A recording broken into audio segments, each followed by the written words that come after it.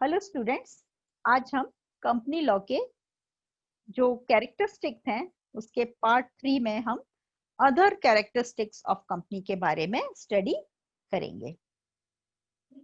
इससे पहले वाले वीडियोस में हमने कंपनी की जो मेन कैरेक्टरिस्टिक्स थे, मेन विशेषताएं थी, उसके बारे में स्टडी किया था।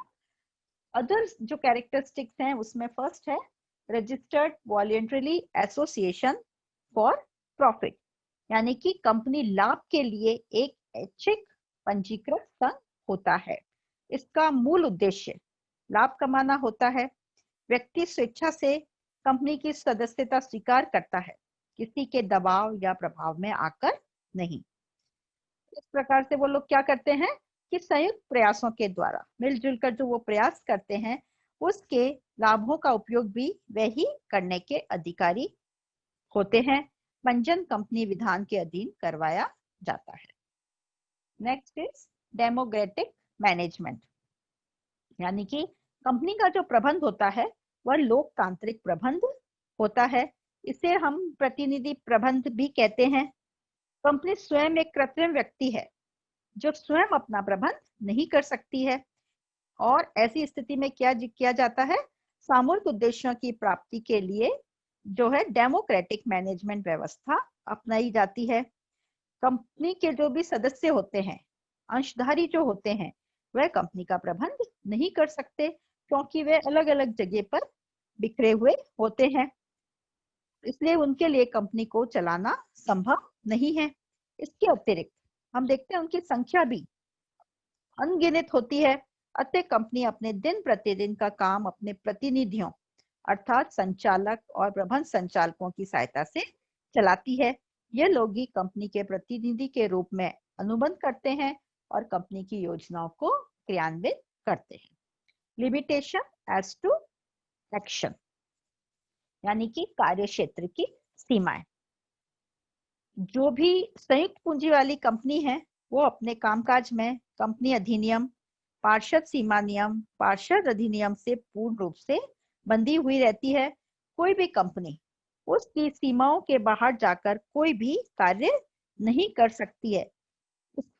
यानी कि अगर वह कोई काम पार्षद सीमा नियम में वर्णित उद्देश्यों के बाहर जाकर करती है तो वह मान्य नहीं होते हैं और इसे अधिकार क्षेत्र के बाहर का कार्य समझा जाता है, जिसका कि मूल उद्देश्य जो है वह अंशधारियों को किसी भी प्रकार के धोखे से बचाना होता है। नेक्स्ट इज ट्रांसफरेबल शेयर्स, यानी कि कंपनी के जो भी अंश होते हैं वे पूर्णतः हस्तांतरणीय होते हैं। किसी भी कंपनी का कोई भी अंशधारी किसी अन्य व्यक्ति को स्वतंत्र अधिकार के रूप में अपने अंशों का हस्तांतरण कर सकता है। कंपनी के अंशों के हस्तांतरण से उसके अस्तित्व या प्रबंधन पर किसी भी प्रकार का कोई प्रभाव नहीं पड़ता है। नेक्स्ट इज कॉर्पोरेट फाइनेंस, यानी कि निकाय वित्त व्यवस्था। इसका मतलब है कंपनी के अंश हस्तांतरणीय होते हैं, एक व्यक्ति से दूसरे व्यक्ति को हस्तांतरित किए जा सकते हैं। तो होने के कारण कम से कम समय में अधिक से अधिक पूंजी प्राप्त की जा सकती है। अगर कंपनी का विस्तार करना है, उसे अधिक धनराशि की आवश्यकता है, तो कंपनी अपने पार्षद सीमा नियम के अनुसार अंशों और ऋण पत्रों का भी निर्गमन कर सकती है।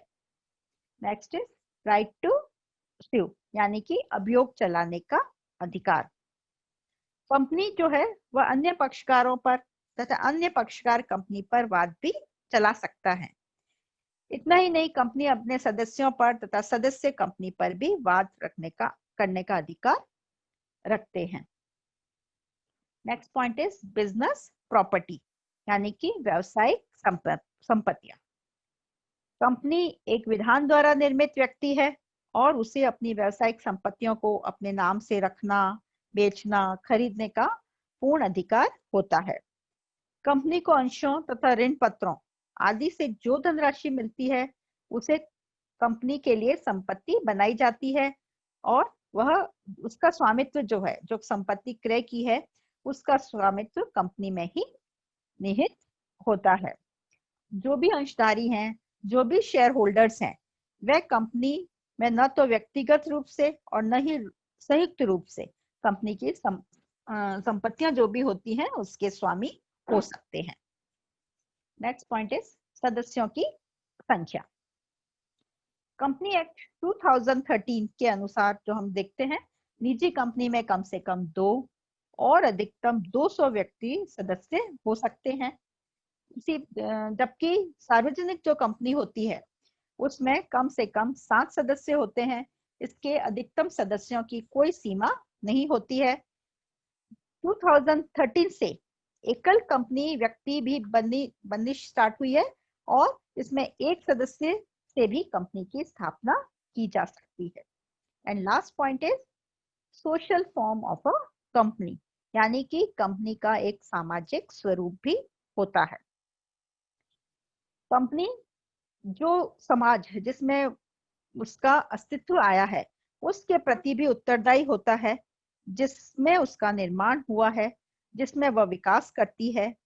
समाजवादी व्यवस्थाओं में किसी भी संयुक्त पूंजी संगठन को मात्र लाभार्जन का संयुक्त उद्देश्य लेकर नहीं चलने दिया जा सकता, अतः समाज के प्रति भी उन्हें जागृत रहना होता है। यानी कि कंपनी का दायित्व है कि वो अपनी सोशल रेस्पॉन्सिबिलिटीज हैं उन्हें भी पूरा करे। इस प्रकार आप देख रहे हो कि जो हमारा ये टॉपिक है company meaning and characteristics of company, अपने आप में काफी इंपॉर्टेंट है और हमें इसकी डिटेल स्टडी करना आवश्यक है। इसीलिए इस टॉपिक के जो वीडियो बनाया है उसके मैंने 3 पार्ट्स किए हैं। आप इसे अच्छे से समझने के लिए इसके तीनों पार्ट्स को जरूर देखें, चैनल को सब्सक्राइब करें। Thank you.